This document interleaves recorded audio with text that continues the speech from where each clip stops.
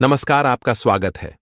दोस्तों, हर वर्ष भाद्रपद मास के शुक्ल पक्ष की पूर्णिमा तिथि से आश्विन मास के कृष्ण पक्ष की अमावस्या तिथि तक पितृपक्ष मनाया जाता है। इस साल पितृपक्ष 17 सितंबर मंगलवार के दिन प्रारंभ हो रहा है और 2 अक्टूबर के दिन पितृपक्ष का समापन होगा। पितृपक्ष 16 दिनों तक चलते हैं। इस दौरान मनुष्य को पितरों की संतुष्टि के लिए उपाय अवश्य करने चाहिए।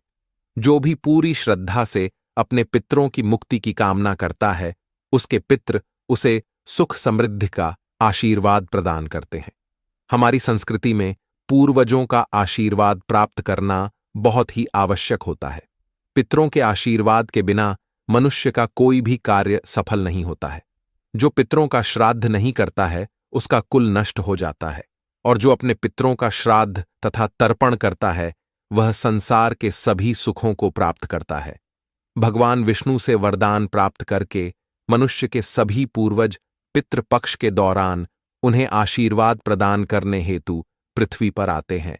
वे अपने प्रियजनों द्वारा सम्मान प्राप्त करके बहुत आनंदित होते हैं तथा उनके द्वारा बनाए गए भोजन से संतुष्ट होकर समस्त पितृगण अपने प्रियजनों को आशीर्वाद देकर पुनः पितृलोक में लौट जाते हैं।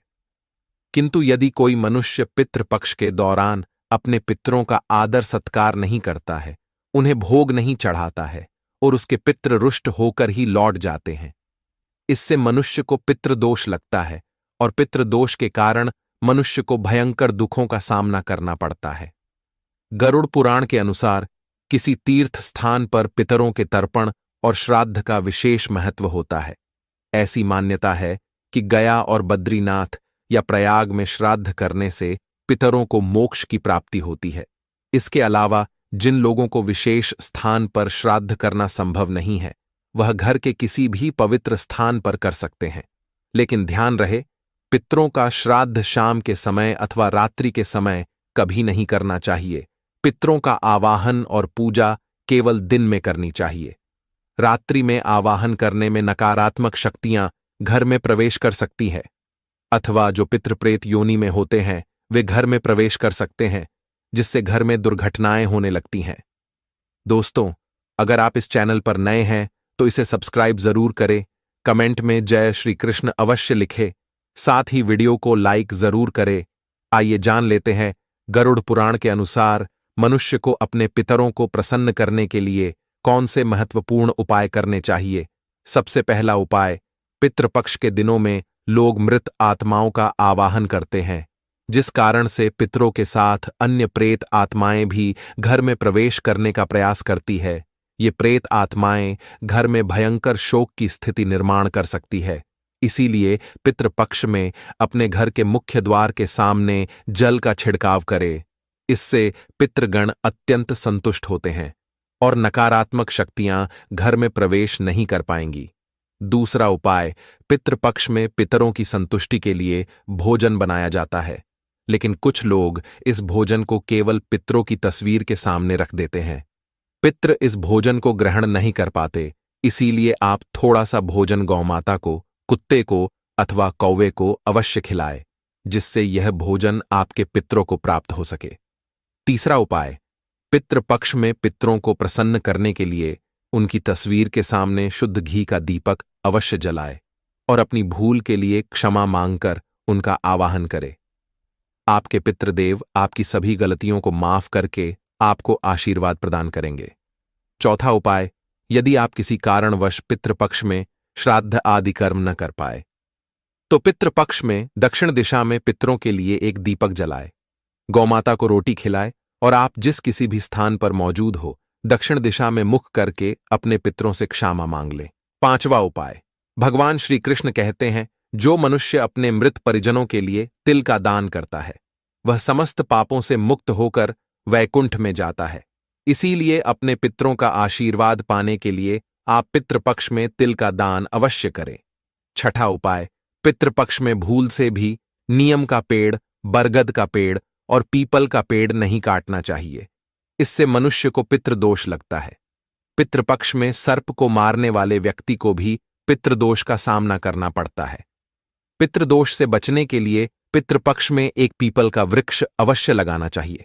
इससे सभी दोष समाप्त होते हैं। 7वां उपाय, पितरों को प्रसन्न करने के लिए पितृपक्ष में तुलसी को तिल मिश्रित जल चढ़ाकर भगवान श्री हरि विष्णु से अपने पितरों की शांति के लिए प्रार्थना करें और ओम नमो भगवते वासुदेवाय नमः इस मंत्र का उच्चारण करें। इससे आपके समस्त पितृगण जिस किसी भी स्थान पर होंगे उनकी आत्मा को शांति प्राप्त होगी।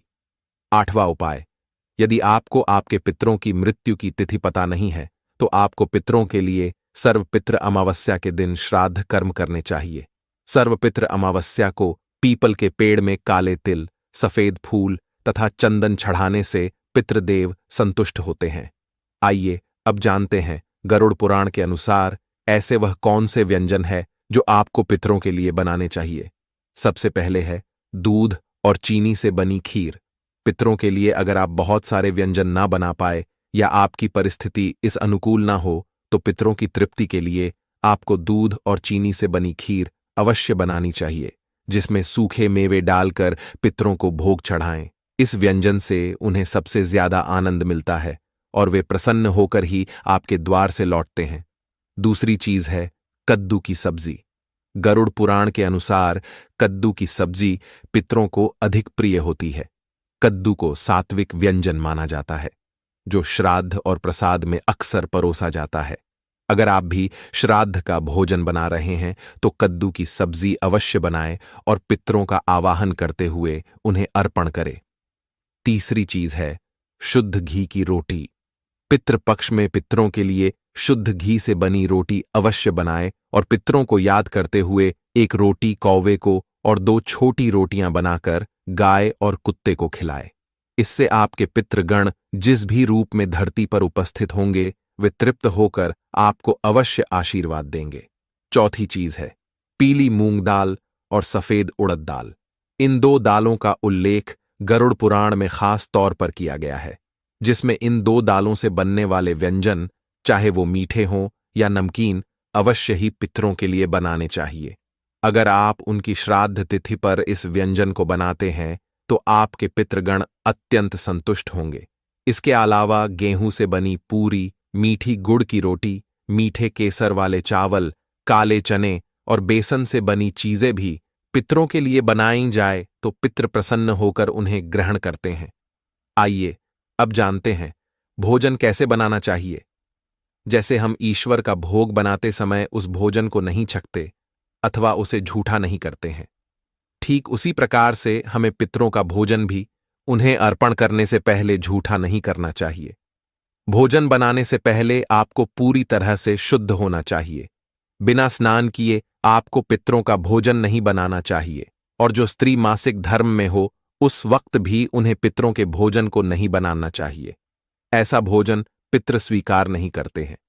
पितृ भोजन बनाने से पहले रसोई घर को गंगा जल से स्वच्छ कर लेना चाहिए और यदि गंगा जल ना हो तो साधारण जल छिड़क कर पहले स्वच्छ कर लेना चाहिए।